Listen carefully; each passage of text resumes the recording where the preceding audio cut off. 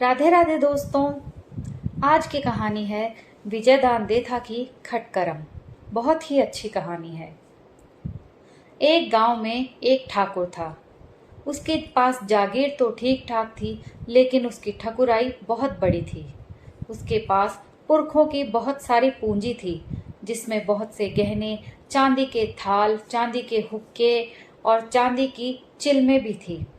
सारे ठाठ बाट उसके पास थे, लेकिन कमी बस एक ही थी कि ठकुराने के कोई औलाद नहीं हुई थी।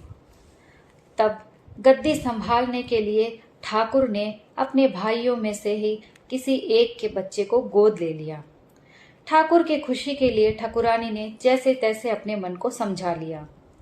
वो कुंवर भी माँ बाप का बहुत मान सम्मान करता था, क्योंकि उसे पता था कि मान सम्मान से ही ये जागीर हाथ लगेगी। उसकी आस बहुत ऊंची थी।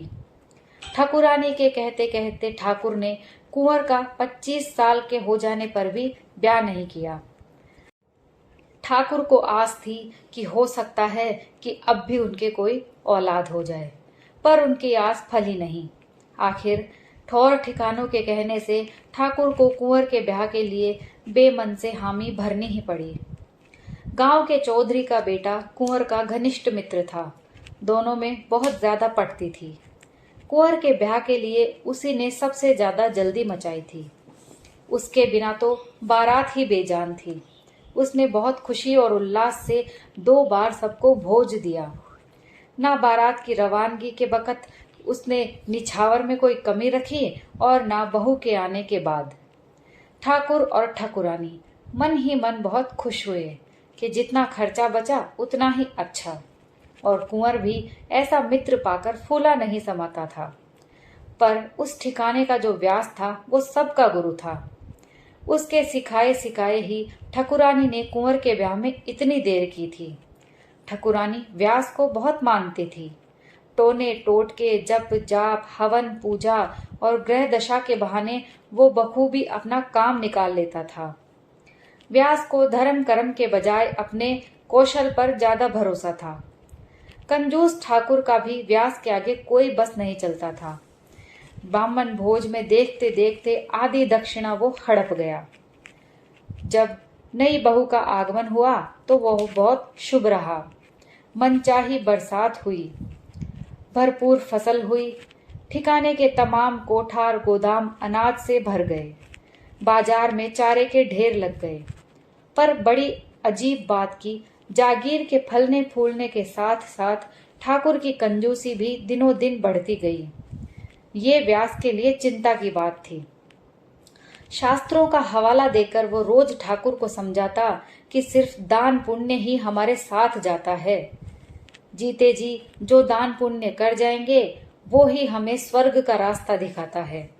आपात घड़ी में किया हुआ पुण्य ही हमारे काम आता है। पर चिकने घड़े पर बूंद ना ठहरती। ठकुरानी तो जब तब व्यास के झांसे में आ जाती थी, पर ठाकुर से छुपाकर ज्यादा दान धर्म संभव नहीं होता था। 67 बरस की उम्र में भी ठाकुर की चौकस नजर में कोई कमी नहीं थी।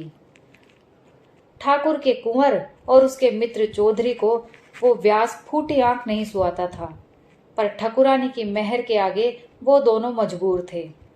ठकुरानी बहुत भली मानुस थी। उसका ज्यादा वक्त धर्म कर्म और पूजा पाठ में ही बीतता था। अगले जन्म में गोद सूनी ना रहे, इसके लिए चुपके चुपके व्यास का खड्डा भरती रहती थी। ठाकुर हजारों बरस जिए, इसके लिए व्यास रोज बासी मुंह आशीर्वाद देता था, जप जाप करता था। पर जिसकी मौत आनी होती है वो आकर ही रहती है। जप जाप से उसे कोई फर्क नहीं पड़ता। ना मौत पहले चेतावनी देती है और ना ही कोई संकेत। उसे तो आने के लिए कोई बहाना चाहिए। गर्मियों के दिन थे। ठाकुर को खरबूजों का बड़ा शौक था। खरबूजों में जैसे ठाकुर की जान बसती थी।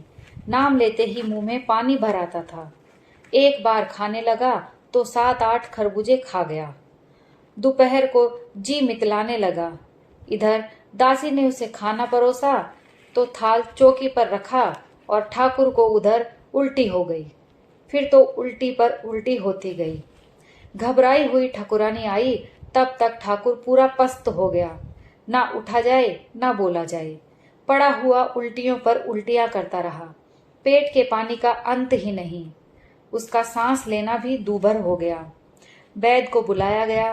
वैद्य ने नाड़ी देखी तो नाड़ी टूटती हुई लगी। आंखें खोलकर देखी तो पुतलियां फिरी हुई दिखी। ठकुरानी ने व्यास के चरण छूकर कहा, पंडित जी, अब आपका ही आसरा है। एक बार इनके मुंह से कुछ तो बुलवाओ, कुछ तो जुगत करो, जप जाप कुछ तो करो। पंडित दूसरे ही विचारों में खोया हुआ था। वो अचकचाकर बोला, टूटी की बूटी भगवान के पास भी नहीं। मुझे रात को सपना आया कि हुजूर को देवलोक में इससे चौगुनी जागीर मिली है। संकोच से मैंने सवेरे कहा नहीं, अब उस ठिकाने का आसन संभालना ही होगा। चौगुने ठिकाने की बात सुनकर ठकुरानी एक पल के लिए अपने सुहाग को भूल गई और उत्साह से पूछा, चौगुनी जागीर? पंडित ने हाथ जोड़कर कहा, नहीं तो क्या, मैं झूठ बोल रहा हूँ। पति के सौभाग्य की खुशी से छलकते हुए ठकुरानी ने ठाकुर की ओर देखा। ठाकुर ने बड़ी मुश्किल से आधी पलकें उघाड़ी, मानो मनोबोझ आ पड़ा हो। बोलने के लिए कोशिश तो बहुत की, पर गले से एक शब्द भी नहीं निकला। पंडित की ओर देखते हुए बाएं हाथ की अंगुली 4-5 बार हिलाई। चतुर पंडित बिना कहे ही सब समझ गया। उस वक्त मूंजी ठाकुर की आंखों की रंगत बिल्कुल स्पष्ट थी, पर भोली ठकुरानी के कुछ पल्ले नहीं पड़ा, और ना ही पास खड़े कुंवर और चौधरी के, और दूसरे लोग ही ठाकुर के मन की बात समझ सके। अचिंती आफत से सबके होश गुम हो गए थे, पर पूजा पाठ के नितनेमी पंडित को आगे पीछे का सब ध्यान था। डबडबाई आंखों से ठकुरानी की ओर देखते हुए बोला, अन्नदाता खुद यहाँ मृत्यु लोक में अब एक पल भी नहीं रुकना चाहते। वो देवलोक की अखंड जागीर चाहते हैं, और इसकी चाह भला किसे नहीं होगी। अन्नदाता अगर मना नहीं करते तो मैं जरूर कोई उपाय करता। अब तो जो दान पुण्य करे वो अपना है। ठाकुर ने एक बार फिर अपनी अंगुली हिलाने की कोशिश की, लेकिन हाथ नीचे गिर गया। मुंह खुला का खुला रह गया, आंखें पथरा गई और ठाकुर की मौत हो गई। पंडित जी ने जी कड़ा करके एक बार फिर निवेदन किया कि पुण्य बोलने से अन्नदाता देवलोक की बड़ी जागीर में इसी तरह राज करेंगे। फिर ठकुरानी आखिर क्यों मना करती।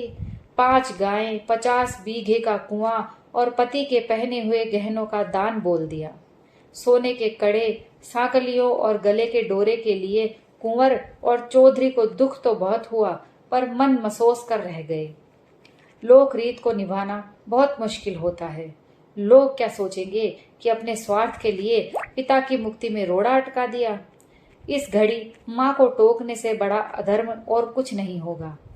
ठकुरानी के मुंह से दान का बोल सुनते ही पंडित बुक्का फाड़कर विलाप करने लगा। फिर दूसरे क्यों पीछे रहते। पूरे गांव में कोहराम मच गया।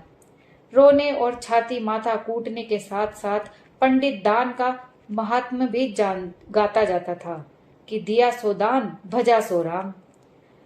गुस्से को पीकर कुंवर और चौधरी को भी दान बोलना ही पड़ा। बाकी लोगों ने भी अपनी अपनी श्रद्धा के अनुसार दान बोल दिया। ठाकुर ने जीते जी जितना निहाल नहीं किया, उसके 1000 गुना ज्यादा एक घड़ी में हथिया लिया। मौत के तो ठाठ ही न्यारे, पंडित के तो वारे न्यारे हो गए थे। पंडित के सुरसुरी छोड़ने से ठकुरानी ने बैकुंठी का हट किया, तो ठाकुर की हैसियत के माफिक ठाठ से बैकुंठी निकली। निछावरों के लिए बस्ती के याचकों और कमीनकारों ने बहुत एहसान माना। हिस्से के अनुसार बांटकर खाए, बिना पंडित को अकेले कौन हड़पने देता। बैकुंठी के कायदे से चंदन की लकड़ियों और घी नारियल से ठाकुर का दाह संस्कार हुआ। तब तक पंडित के आंसू नहीं सूखे।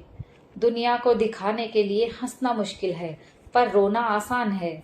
झूठ मूठ के रोने से बड़ा कोई हुनर नहीं। पंडित की देखा देख कुंवर और चौधरी को भी लोगों की मर्यादा के लिए जबरदस्ती रोना पड़ा। लोग क्या सोचेंगे और क्या कहेंगे, इसका डर ज्यादा था। दोनों मित्र पंडित के करतब देखकर मन ही मन खौल रहे थे, पर उस वक्त उनको चुप रहने में ही भलाई थी। धू धू जलती चिता की लपटों को देखते हुए पंडित सोचने लगा कि समय आने पर ये लपटें भी बुझेंगी, अंगारे भी कुम्हलाएंगे, ठकुरानी के सोग की जलन भी ठंडी होगी। समय से बड़ा कोई वैद्य नहीं और समय से बड़ी कोई दवा नहीं। महीने के घड़े जितना माल मत्ता हथिया सके हथिया लेना चाहिए, फिर तो गढ़ के आंगन को देखने के ही लाले पड़ जाएंगे। कुंवर और चौधरी की अधम और कसैली नजर बाज नहीं आएगी। अब तो पंडित को सिर्फ ठकुरानी का ही आसरा था। भगवान इसे लंबी उम्र दे। छोटे दिल का जजमान भला किस काम का, जजमान तो दातार ही अच्छा होता है। चिता की लपटें घी होमने से धू धू करके जल रही थी। दाह संस्कार में आए सभी लोग मुंह लटकाए हुए बैठे थे। गमछे से घड़ी घड़ी आंखें पोंछते हुए कुंवर चिता में घी नारियल डालता जा रहा था और सोचता जा रहा था कि इतने बरस तो मैं सिर्फ गोद के नाम का ही था, कोई सुख देखा नहीं। दाल रोटी और कपड़ों की कमी तो सगे माँ बाप के यहाँ भी नहीं थी, लेकिन जो जागीर थी बस उसी की आस थी। कंजूस ठाकुर की चिता की लपटें देखकर कुंवर के हृदय में थोड़ी शीतलता आ गई। अब आएगा जीने का मजा। ठाकुर ने सारी उम्र कंजूसी की पर एक कौड़ी भी साथ नहीं चली, फिर वो मौज उड़ाने में पीछे क्यों रहे। माँ के मन माफिक चले बिना मनचाही नहीं होगी, पर दुष्ट पंडित दान दक्षिणा के बहाने काफी कुछ हड़प जाएगा, इससे कैसे बचे। वो टोका टोकी करे तो लोग निंदा करेंगे। तो उसने अपने मित्र चौधरी से सलाह मशविरा करने का सोचा। कामदार और बाकी अमले को भी ठाकुर के मरने का दुख कम नहीं था। गमछे से बार बार आंसू पोंछने से आंखों के आसपास की चमड़ी लाल हो गई थी। आंसू पोंछते जाते और सोचते जाते कि देखें नए ठाकुर का पोत कैसा घर उगड़ता है। खास दातार तो दिखते नहीं। चौधरी की संगत से जगह जगह अड़चने आएंगी।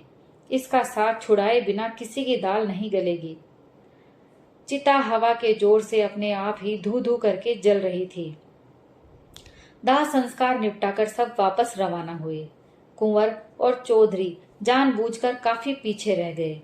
चारों ओर देखभाल कर कुंवर ने धीरे से कहा, इस ब्राह्मण के बच्चे का कुछ इलाज करना होगा, नहीं तो काफी पूंजी डकार जाएगा। धर्म कर्म की अमर बेल का तांता अब तोड़ना ही होगा। चौधरी ने कहा, इतनी देर से मैं भी इसी उधेड़ बुन में था। ठाकुर तो बेचारा काफी धन जोड़कर अपने रास्ते लगा, लेकिन भोली ठकुरानी के आगे बस नहीं चलता। बैकुंठी का गहना और निछरावल पानी में गई। ससुरे ब्राह्मण ने जबरदस्त लूट मचाई है। हम तो पूरे बरस माटी से कुश्ती लड़ते हैं, तब कहीं जैसे तैसे पेट भरता है, पर करें भी तो क्या। जल्दी का काम शैतान का। आप तसल्ली रखें कुंवर, मैं कोई ना कोई रास्ता निकालूंगा। धर्म कर्म की जड़ बहुत गहरी होती है, थोड़ा मुश्किल से खुदेगी। कुंवर गहरा श्वास छोड़कर बोला, अब तेरा ही आसरा है मित्र। चौधरी मुस्कुराया। उसने कहा, धीरज का फल मीठा होता है। मरे हुए ढोर ढंगर में सबका हिस्सा होता है। जिसका जितना बस चलता है वो उतना ही पा सकता है। ब्राह्मण ब्राह्मण के हिसाब से लेगा और हम अपना उपाय करेंगे, पर आप सपने में भी माजी को टोकना मत। कुंवर ने ये बात गांठ बांध ली। माजी को टोकना और मना करना तो दूर, माथे पर शिकन तक नहीं आने दी। जो कहती तुरंत मान जाता। पंडित की तो 5 अंगुलियां घी में थी। काइयापन में पंडित का दूर दूर तक कोई सानी नहीं था। गंवार चौधरी की मोटी बुद्धि उसका मुकाबला कैसे करती भला। गढ़ के चबूतरे पर औंधी जाजमें बिछी, सोग में बैठने के लिए लोगों की भीड़ लग गई, पर दूसरे दिन घड़ी दिन चढ़ते पर भी पंडित की छाया तक नहीं दिखी, तो माजी को दुख के साथ साथ आश्चर्य भी कम नहीं हुआ। कल ही तो गहनों की पोटली ले गया और आज कहीं अता पता ही नहीं। किसने सोचा था कि बूढ़ा पंडित इतना नुगरा निकलेगा। लक्षण तो ऐसे हैं कि सारे गहने और कुआं वापस छीन ले, पर लोग चकचक करेंगे। माजी के गुस्से का पार न था। अचानक ब्राह्मण की कुंवारी बेटी रोते हुए गढ़ में आई। रोते रोते कहने लगी, कि अंदाता की मौत का बापू को ऐसा सदमा लगा कि उन्होंने आज सुबह सुबह ही शरीर छोड़ दिया। ठाकुर के बिना जीने में धिक्कार है, नाता हो तो ऐसा। 5-7 पंडित के यहाँ पता करने गए, बात 16 आनो सच निकली। बूढ़ी पंडिताइन छाती माथा कूट कूट कर अधमरी हो गई थी। माथा पटकने से खून रिसने लगा था। कुटुंब कबीले वालों ने रो रो कर आसमान सर पर उठा लिया था और उसके बेटे दहाड़े मार मार कर रो रहे थे। पोते भी रो रहे थे, बहुएं अपने बाल नोच रही थी। इस हाय त्राय के बीच पड़ोसियों ने अर्थी तैयार की। अर्थी उठी तो पंडिताइन अचेत होकर गिर पड़ी। कुंवर और चौधरी ने पंडित को कंधा दिया। उसकी मौत का समाचार सुनकर दोनों बहुत खुश हुए। क्लेश कटा। भाग्य बली हो तभी ऐसा अचिता संयोग होता है। शमशान का आधा रास्ता पार किया होगा कि अर्थी पर से खकारना सुन पड़ा, पर कंधा देने वालों ने कान नहीं लगाया। कुछ देर बाद बूढ़े पंडित की आवाज सुनाई दी, भले आदमियों जरा रुको तो। कांधियों ने चौंक कर अर्थी जमीन पर रखी। ये कैसी लीला? पंडित ने पूछा। मुझे कहाँ लिए जा रहे हो? कांधिये डरते डरते बोले, शमशान। पंडित ने कहा, क्यों शमशान क्यों? जिंदा जलाने का इरादा है क्या? मैं तो देवलोक अन्नदाता से मिलने गया था। घड़ी 1.5 घड़ी देर से आता तो तुम मुझे सचमुच ही जला देते। मेरा मुंह क्या देख रहे हो? अब तो खोलो। पंडित के बेटों ने झटपट मूंज की गांठें खोली। पंडित आलस मरोड़ कर खड़ा हुआ। घर वालों के खुशी का कोई पार न था। कुंवर और चौधरी का मुंह देखने लगा और चौधरी कुंवर का। ऐसा तमाशा तो कभी नहीं सुना। वे दोनों आश्चर्य में पड़ गए। भला मिलने की बात झूठी कैसे हो सकती है?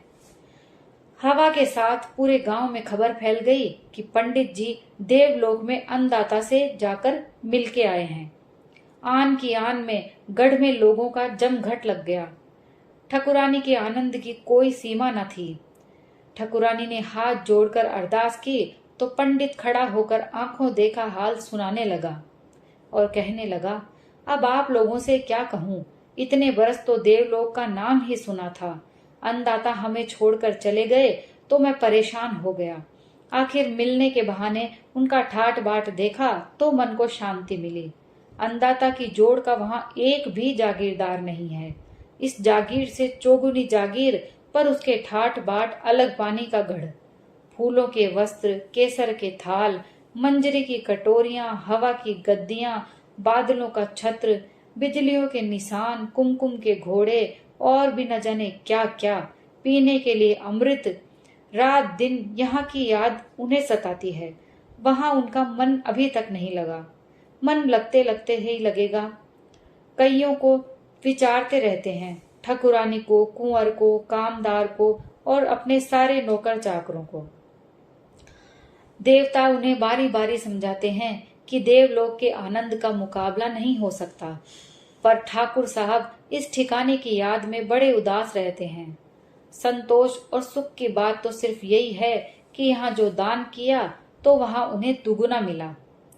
ये सारी बातें सुनकर ठकुरानी के कलेजे को तीर पार हो गया। अटकते अटकते बोली, उन्होंने और भी कुछ मंगवाया हो तो संकोच मत करना, उनसे बढ़कर ठिकाना थोड़े ही है। पंडित ने कहा, मंगवाया तो बहुत कुछ है, मिलने नहीं जाता तो पता ही नहीं चलता कि हुजूर को क्या क्या चाहिए। देवलोक के आचार व्यवहार के आदि नहीं हो जाते तब तक झंझट ही है। जब आदि हो जाएंगे फिर कोई तकलीफ नहीं। चौधरी ने कहा, पर आदि होने तक तो सरकार को तकलीफ ही तकलीफ है। आप फरमाएं तो बैलों की जोड़ी लेकर मैं वहीं चला जाता हूँ। अन्नदाता के बिना मेरा भी जी नहीं लगता। पंडित ने सिर धुनते हुए कहा, वहां हल से खेती नहीं होती, न धान न बाजरा पैदा होता है न चारा।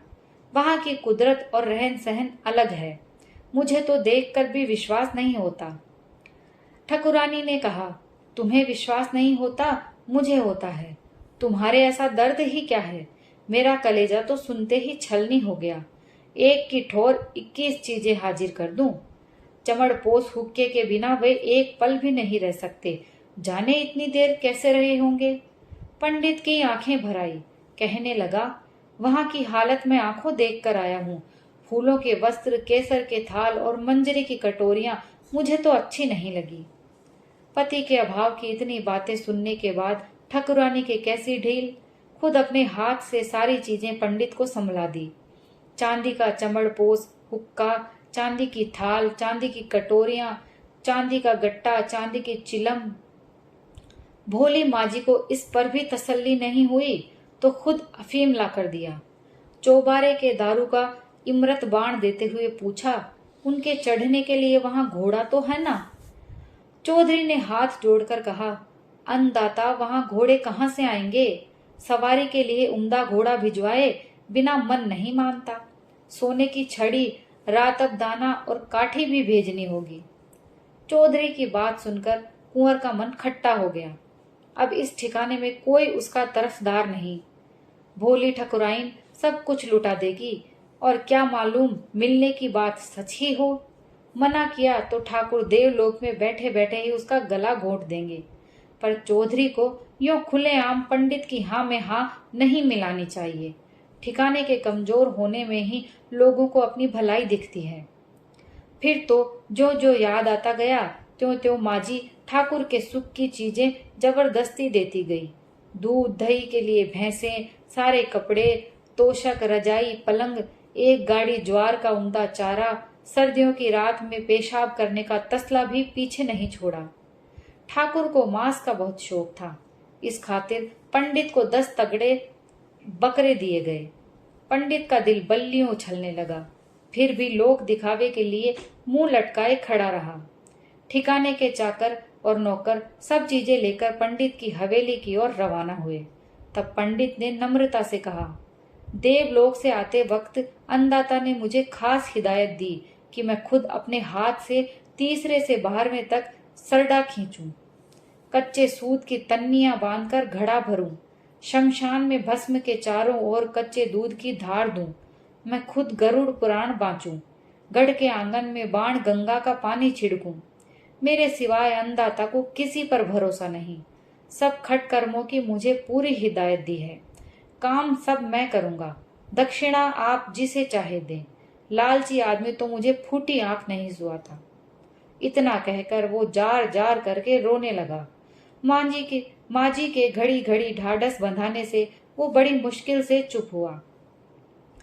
भीड़ जैसे इकट्ठी वैसे ही बिखर गई। हरेक की जबान पर पंडित के ठाकुर से मिलने जाने के बखान थे। सिद्ध पुरुष हो तो ऐसा। दूसरे दिन पंडित फिर मिलने गया। परियों पर निछावर करने के लिए 101 मोहरे अपने साथ ले गया। अपनी मेड़ी में चौधरी को बुलाकर कुंवर बुझी हुई आवाज में कहने लगा, भाई, जब तू भी पंडित के सुर में सुर मिलाने लगा तो मैं किसकी आस करूं? पीढ़ियों से संचित धन 6 महीने मुश्किल से चलेगा। मैं गोद आया ना आया सब बराबर है।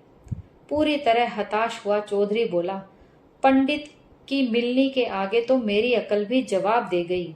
ये तो मुझे भी सच लगता है, पर सच हो या झूठ, जब माजी खुद पंडित से 2 कदम आगे चलती हैं तो हम कर ही क्या सकते हैं। नहीं तो कब का इस मंगते को मैं पछाड़ देता। कुंवर की रही सही आस भी चली गई। माची से कुछ कहना सुनना तो और भी बुरा होगा। अब तो सब कुछ होने के हाथ में है। दूसरे दिन घड़ी रात रहते गांव का चौधरी विलाप करता हुआ गढ़ में आया। माजी और कुंवर घबराए हुए उसके पास गए तो उसने छाती माथा कूटते हुए कहा कि उसका बेटा राम शरण हो गया। सुनकर कुंवर की सांस जहां की तहां रह गई। बड़ा हितैषी चला गया। अब इस ठिकाने में उसका कोई हिमायती नहीं रहा। पंडित उसकी देह के कपड़े भी नहीं छोड़ेगा। गांव चौधरी के साथ कुंवर भी रोने लगा। नौकर को संग लेकर सीधे मित्र के घर गया। माँ और बहू बेतरह रो रही थी। कुंवर को लगा जैसे उसका कलेजा फट जाएगा। घर वाले रोते रहे और कांधिए अर्थी उठाकर शमशान की ओर चले। कुंवर ने इस कांध को तो सपने में भी नहीं सोचा था। ठेठ शमशान तक फूट फूट कर रोता रहा। बूढ़ा पंडित पहले ही शमशान पहुंच गया था। दुनिया के दिखावे के लिए घड़ी घड़ी आंखें पोंछता। उसके आदेश से फटाफट चिता सजी। अर्थी को भांग तोड़कर चौधरी की लोथ को चिता पर लेटाया। माटी सरीखी माटी, लक्कड़ सरीखा लक्कड़। पंडित का खटका दूर हो गया, अभी जलकर भस्म हो जाएगा। पूरे ठिकाने में सिर्फ यही कांटे की तरह खटकता था। जैसे लक्षण थे वैसे ही इसकी मौत हुई है, अकाल मौत। कुछ देर बाद पंडित के आग देने का कहते ही चिता में से सुन पड़ा, क्या जिंदा जलाने का इरादा है? मैं भी आपकी तरह देवलोक मिलने गया था। अन्नदाता के दर्शन करके अभी अभी वापस आया हूँ। अब ये लक्कड़ जल्दी हटाओ, मेरा दम घुट रहा है। इतना सुनने के बाद गांव चौधरी और कुंवर के कैसी ढील। फटाफट लक्कड़ दूर फेंके। कुंवर का मित्र आलस मरोड़कर खड़ा हुआ। पंडित के देवता कूच कर गए। उसके चेहरे पर हवाइयां उड़ने लगी। पर चौधरी की नम्रता का क्या कहना। पंडित के चरणों में सर नवाकर कहने लगा, आपकी हर बात सच निकली। देवलोक का नजारा देखकर तो मेरा सर घूम गया।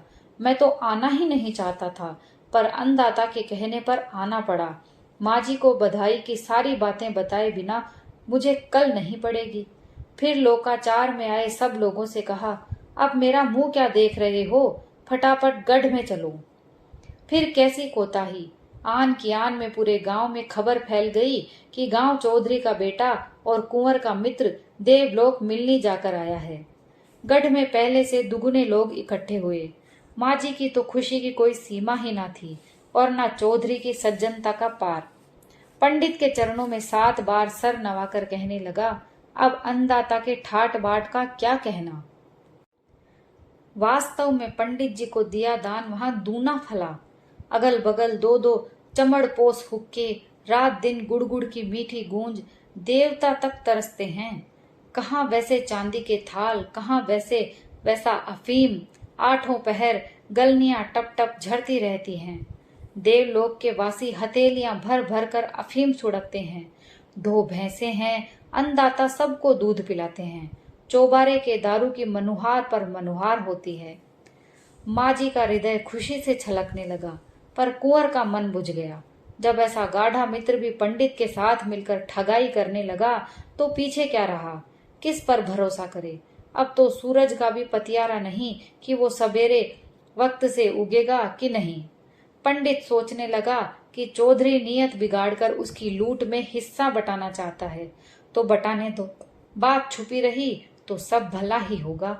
चौधरी आगे कहने लगा, अभी देवलोक का नजारा बहुत बाकी है। असली मर्म की बात तो अब बताऊंगा। तब तक चाकरों से मेरी अर्ज है कि वे भी भट्टी चिताकर 2 सलाखें गरम करें। माँ जी के आदेश से 3-4 चाकर भट्टी चिताने में लग गए। चौधरी फिर देवलोक के हाल चाल बताने लगा। बाकी सब तो ठीक है, पर एक गड़बड़ हो गई। कल अन्नदाता चौबारे के दारू के नशे में घोड़ा दौड़ा रहे थे कि घोड़े से गिर गए। ज्यादा चोट तो नहीं आई, पर दोनों घुटनों में बहुत दर्द है। ना उठा जाता है ना बैठा जाता है, हर घड़ी करहाते रहते हैं। घुटनों के इलाज के लिए ही उन्होंने मुझे उल्टे पांव लौटा दिया, नहीं तो मैं वहीं अन्नदाता की सेवा में रहना चाहता था। अध घड़ी देर से आता तो पीछे राख ही बचती। पंडित जी से भी अन्नदाता ने ज्यादा जल्दी मचाई, इससे मेरे प्राण बच गए। अन्नदाता ने फरमाया कि पंडित जी के घुटनों को लाल सुरख सलाखों से दागते ही उनका दर्द बिल्कुल गायब हो जाएगा। फिर चौधरी माजी की ओर मुड़ा, अब जैसा आपका हुक्म हो।